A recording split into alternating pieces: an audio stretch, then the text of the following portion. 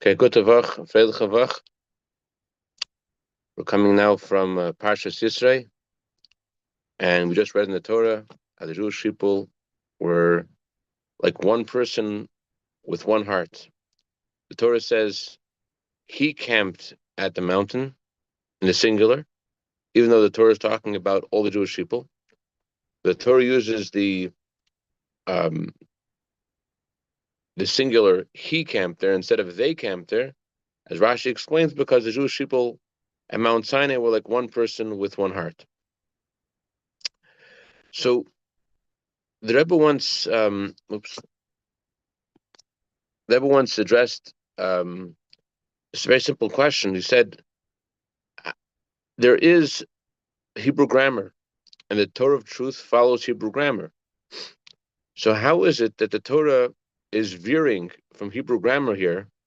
And yes, we're in a state of absolute unity, fine, but how does that fit with the Torah's truth? Torah always is exact and true and real, so it doesn't answer the simple meaning of the verse. It wasn't one person; there were many people.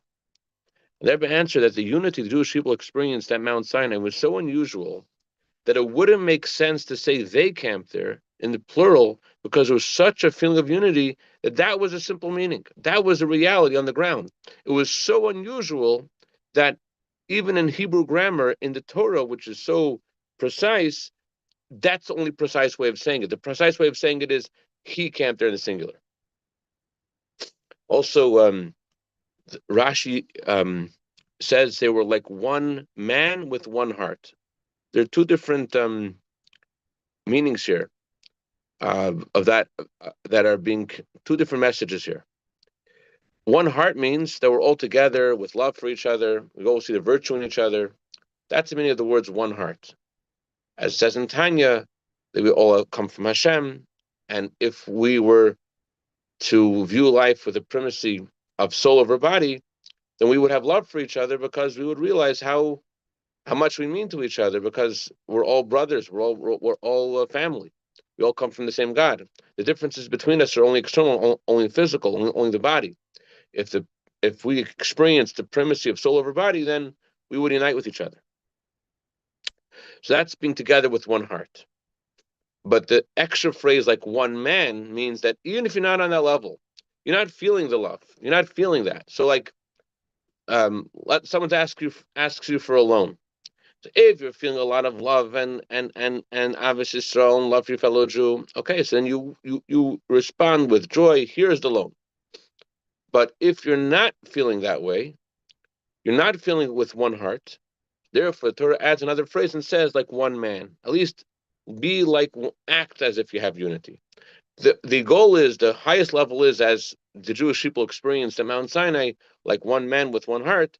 But even if you're not like one heart, at least be like one man. At least factually on the ground, extend the loan with joy to the person that you can't stand, that you don't like, because the Torah is telling us that if you can't be like one heart, at least be like one man. You're not able to be like one heart, fine, but at least be like one man. At least externally, show love for the other person. And on that theme of unity, if you notice in the Rebbe's talks, the Rebbe always speaks about two facets in unity. The Rebbe says we should be together with love for each other and with oneness. Ahavas Yisrael, love for our fellow Jew, and oneness with our fellow Jew. And these two phrases have two different um, connotations. Love, okay. What's the element of unity? Unity means not just love, but you feel you are one with the other person. That's what oneness means. That it's not just love, it's more than love. But everyone's asked, if it means more than love, then why do we also have to add the words love for your fellow Jew? If we're already talking about oneness with another Jew, then shouldn't that include already love? And they've answered that it's analogous to someone who likes my analogy, brown rice. And you invite someone to your home and say, "Oh, wouldn't you like brown rice? Brown rice is like the best thing ever." You don't, you show your guest to the room, and there's no bed there. The healthiest thing is to sleep on the floor. I sleep on the floor. So you have oneness with the other person. You are acting one with that person, but you're not acting with love for the other person. If you love the other person, then you're not only offering them what's good for you, you also care about them enough to give them what is good, what they feel is good for them. That's what the difference between Achdus Yisrael, unity with your fellow Jew, and love for your fellow Jew. So Rabbi Aaron Lazer Zeitlin al Vashalom, he shared the following incident that made a profound effect on him.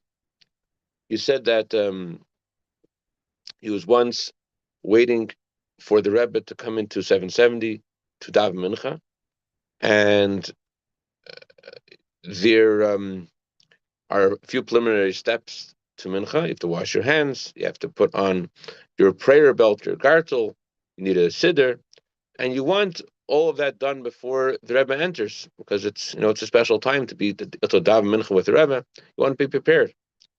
So one guy walks in, and he walks in without his prayer belt, and he's like, "Does anyone have extra prayer belt? Does anyone have extra gartel?"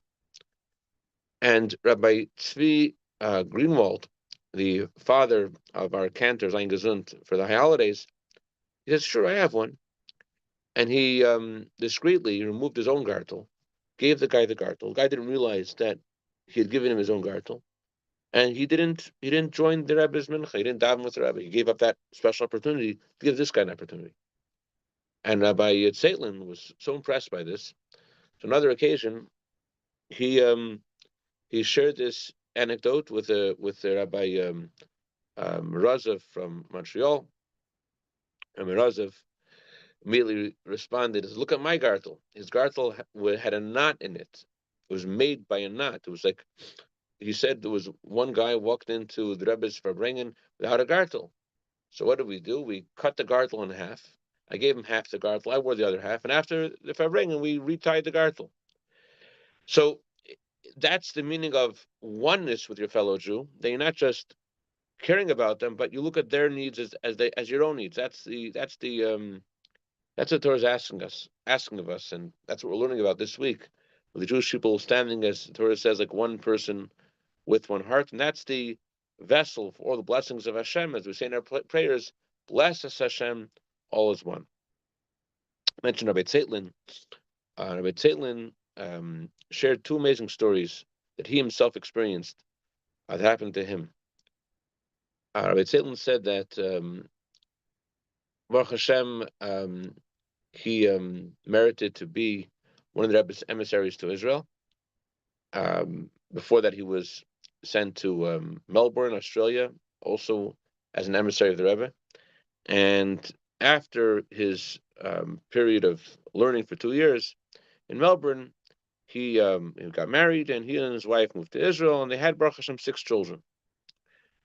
And 7 years passed without any children. And they wanted more children, but the blessing wasn't coming.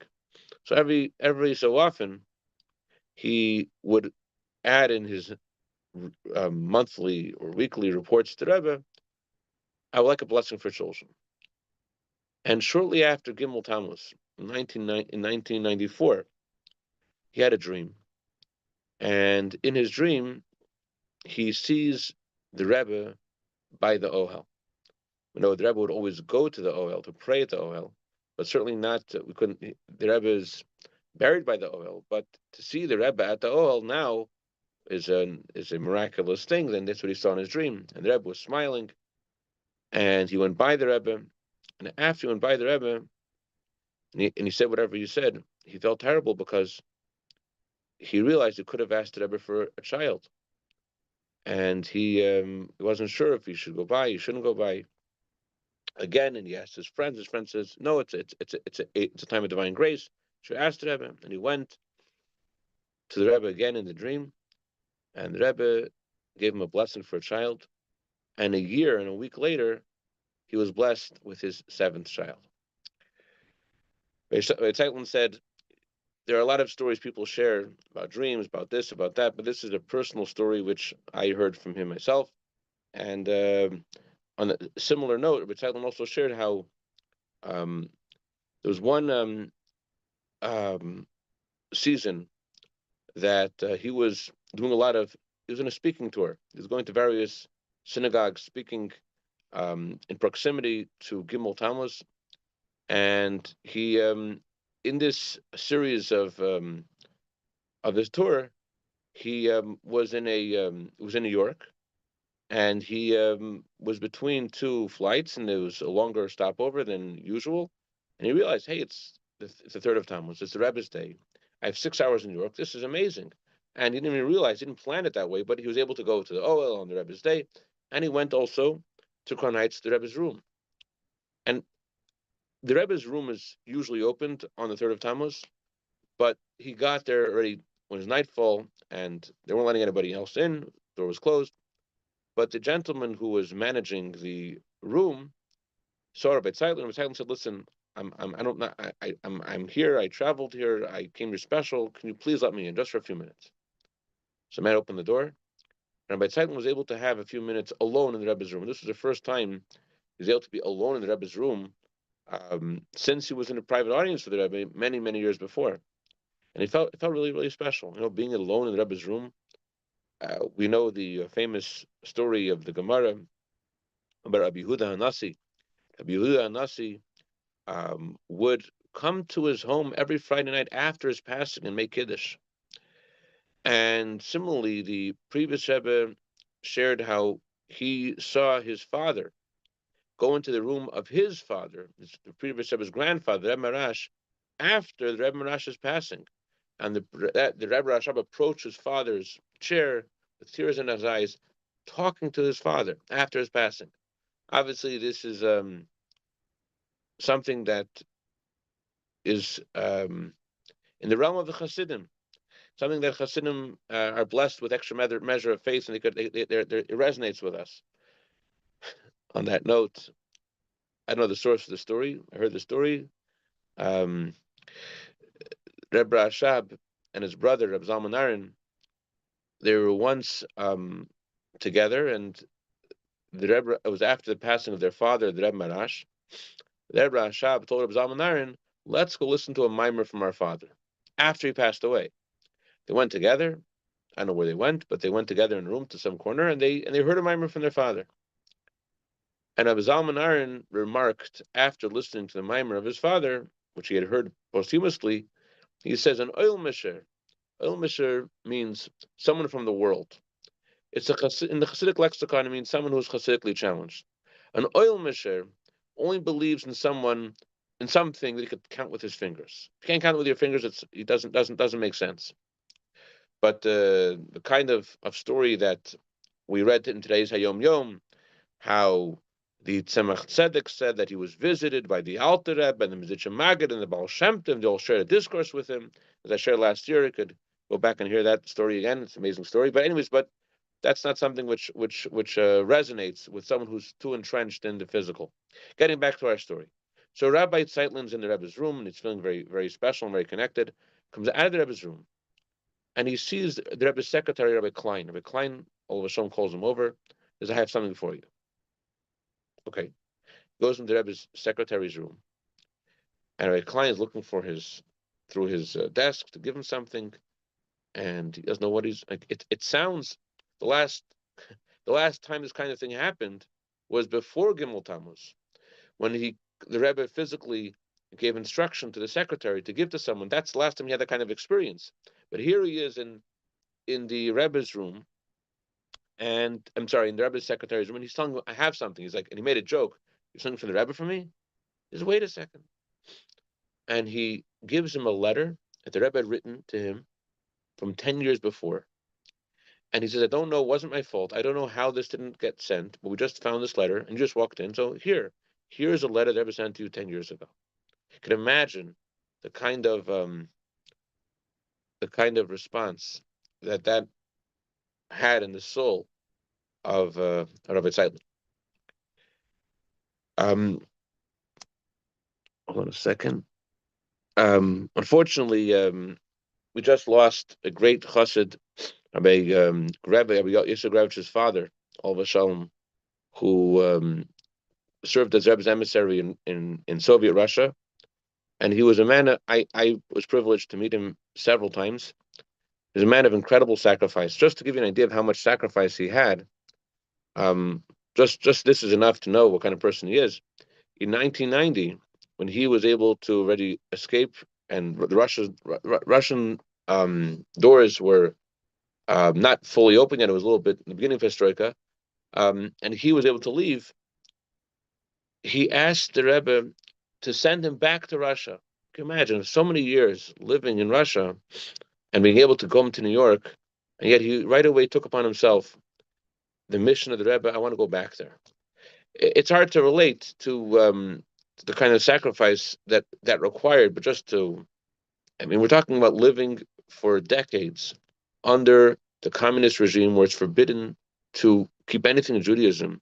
Now his opportunity to be around his fellow Jews and openly and celebrate Judaism, and and he's thinking, no, I want to go back.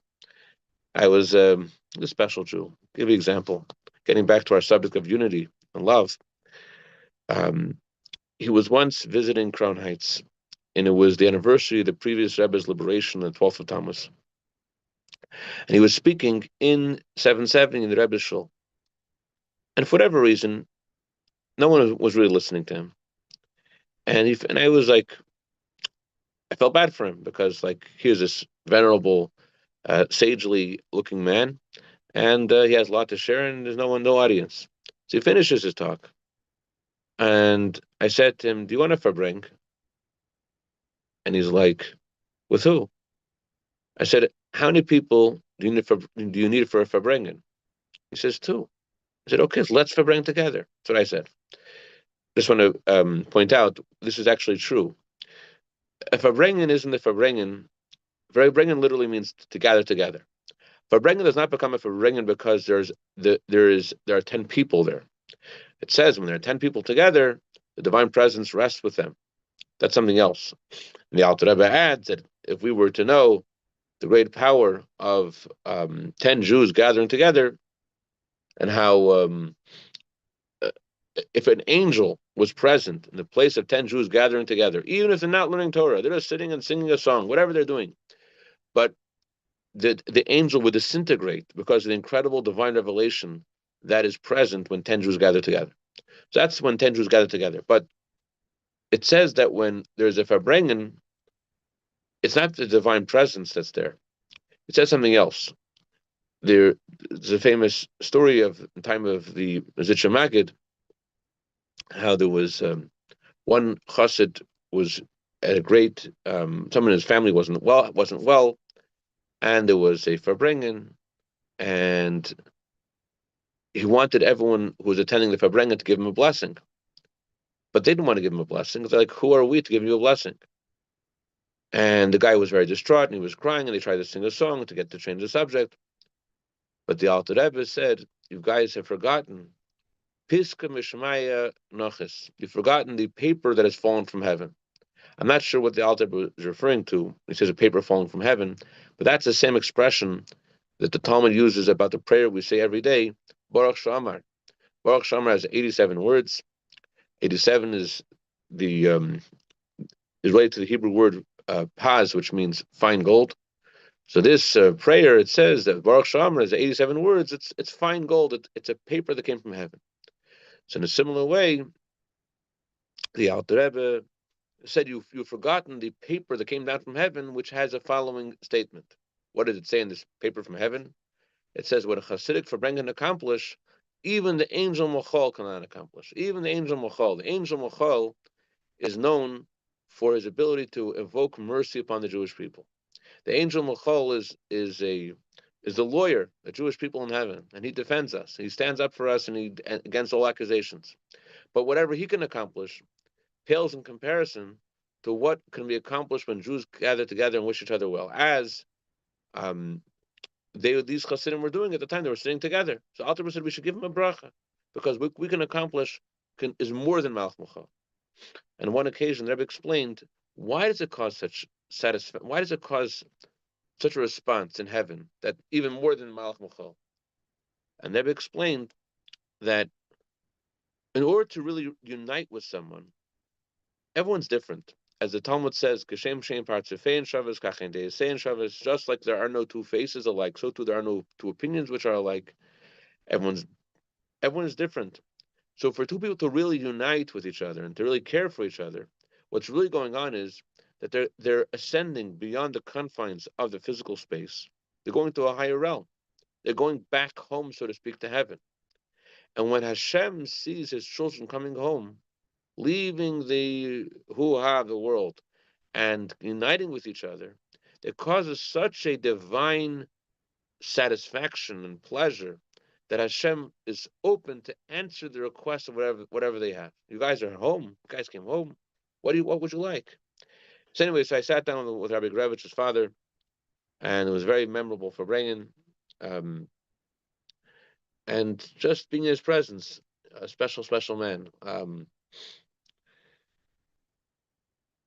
Uh, Rabbi Gorevich um, had many merits, and I don't think I do justice for all of them now. But just the idea of him sitting down with me, I was just at the time I was a little kid, and he sat down for hours with me, talking to me and sharing with me privately, speaks volumes about the kind of love that Hasidim are meant to have for each other, and that he exhibited. Forget about the content. Just the fact that he spent. He said, "Hey, yeah, let's bring. Yeah, you and I, sure." He is in his 70s, and I am in my who knows. And he, yeah, sure, let's get together. Yeah, what's the difference between your 60 years, my junior, doesn't matter. I want to share with you two more stories.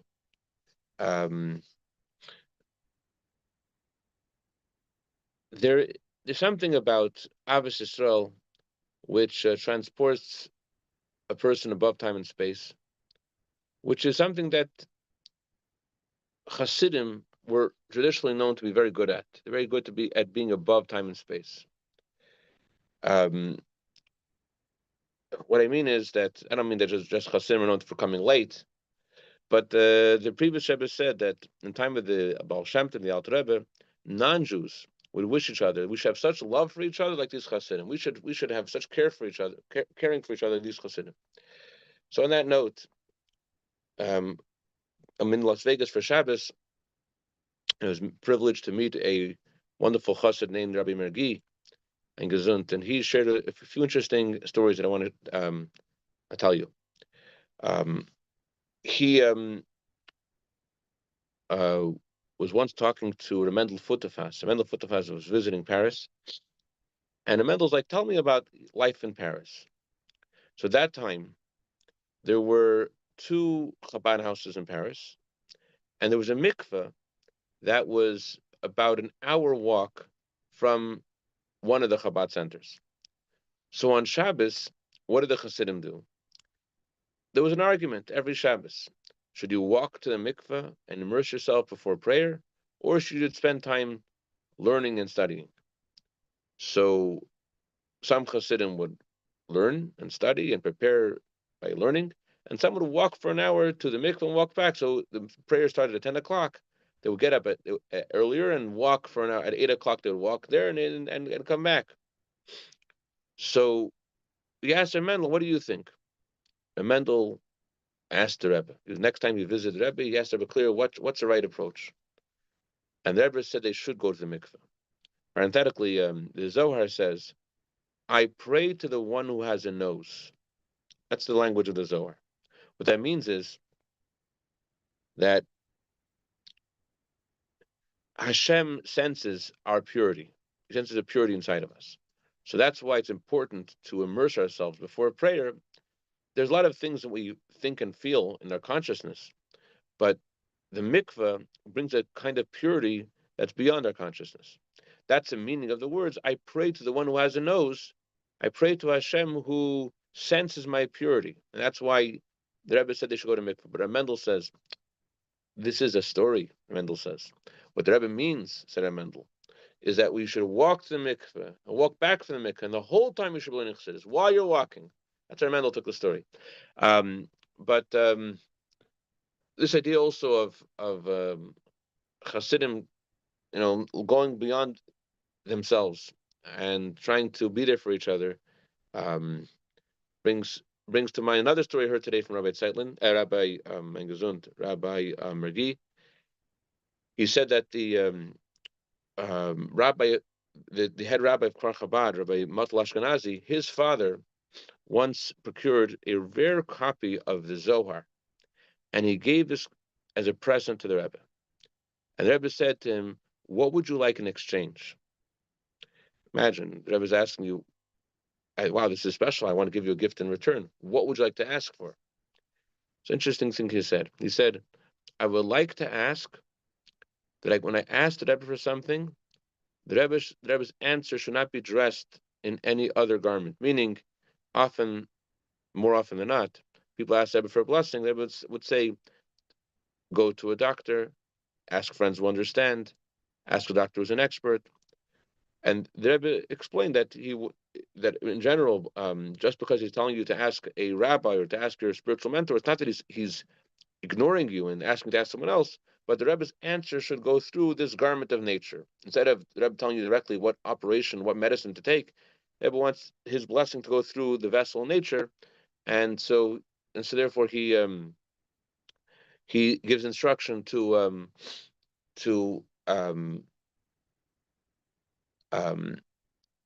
go through a doctor, go to a lawyer, go to a rabbi, go to a friend that understands.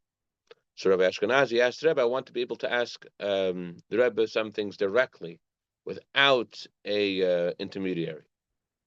So the Rebbe agreed. On that note, Rabbi Mergi shared the following. He said that after his marriage, he was trying to figure out what he should do. He wanted to be an emissary of the Rebbe, and he wasn't sure what to do. And the Rebbe's chief emissary to France, his name was Rabbi Mullah Azimov. He suggested to him that he move to Marseille, and he asked the Rebbe, this is what he should do. The Rebbe said to ask three friends, and he asked three friends, and the three friends, one of them was Rabbi Azimov, was like, yes, and the other two were like, no. So Rabbi Azimov was like, you asked the wrong people. What's he supposed to do? He asked the Rebbe, he did what the Rebbe said, asked three friends. So next time he was by the Rebbe, he asked the Rebbe directly, and the Rebbe said that you should stay in Paris as your place, and your home will give you success in spreading Judaism and Chassidus. And people who know him in France know that his home is uniquely situated. He's able to get a home in the center of Paris, and actually his home really is a key space for the light of Torah and Chassidus spread to this very day. The Rebbe's words, you could see, were very prescient. How the Rebbe said to him, "Your home will give you success in spreading Torah and Chassidus. Your place is in Paris." I wanted to share one more story with you before I forget. What was the last story I wanted to share with you? Um, the Alter Rebbe had several sons, and the second son's name was Reb Chaim Avram. How did he get the name Chaim Avram? So originally, the Alter Rebbe named him after his teacher, Avraham. Avraham was the son of the Zisha, and the Alter Rebbe and he would study together with each other. The Alter Rebbe would teach Reb Avram the exoteric parts of Torah, like the Talmud and Jewish law. And Rabbi Avram was known to be called the angel. He had a hard time eating and sleeping. He was just into spiritual stuff. So the Alter Rebbe would teach him the exoteric parts of Torah. In fact, the Alter Rebbe uh, would change the clock so that he would have more time studying the esoteric parts of Torah. And he asked the Alter Rebbe, "How could you do this?" So according to one version of the story I heard, the Alter Rebbe says, if you look carefully in today's Torah reading, in the cantillation of "Thou shalt not steal," it says, "No, steal." There's an interruption. The Alter Rebbe said that when you steal time to study Torah, it's a positive thing. And so the Alter Rebbe actually said the best time of his studying was the time that he stole, not the time that was allocated to him, but the extra time that he moved the clock. That Avram was like an angel. He didn't feel anything. He didn't notice anything. Even Olav Shalom, Rabbi Yol Khan, Olav Shalom, he had no concept of time. He would teach Chassidus and he'd go on and on. he would not feel the passage of time. He would just go on, and it was amazing. You get into a subject, keep on going. I mean, I witnessed this in myself many times. Either way, so the Alter Rebbe named his son after his teacher, and when his son was 3 years old, he got very sick. And the Alter Rebbe called into his room um, 10 of his students, and he told them that his teacher came to him in a dream, and he asked his teacher, "Why don't you pray for this child who has your namesake?" And the Rav Ram said, "Actually, the reason why this is happening is because you named him after me and not after his grandfather." So Alter Rebbe said that's what the Jewish law mandates. Jewish law mandates that if you have a teacher and you have a biological relative, your teacher's honor takes precedence. But then the Alter Rebbe realized that the grandfather, the child, his name was also Avram. His name was Chaim Avram. So Alter Rebbe asked these 10 students to do some. It doesn't say exactly how he changed the name, what the procedure was. There is in the back of Tehillim a specific formula of how that's done. I'm not sure how the Alter Rebbe did it. Either way, he added the name Chaim to his son, and Baruch Hashem, his son, lived many years. And bottom line is, my dear friends, is that there are different ways of living. And the Torah tells us this week, "Vayichan Sham Yisrael Neged," the hard Jewish people live beyond time, beyond space. They reunite with each other like one man, to the extent that the Rebbe says in Hebrew grammar couldn't say they camped there because it was such an unusual feeling of unity. So let's begin this week with a good resolve, firm resolve to connect to each other, not just with love, but with unity, with oneness, that we feel each other. And this is the best vessel for Hashem's blessing. And the Torah says, "Bless us, our Father, all as one." A good tavach, Reb David, good tavach Ben Chayil, good tavach Yehuda, good tavach Reb Baruch, good tavach Reb Beryl, good tavach Hayesara, good tavach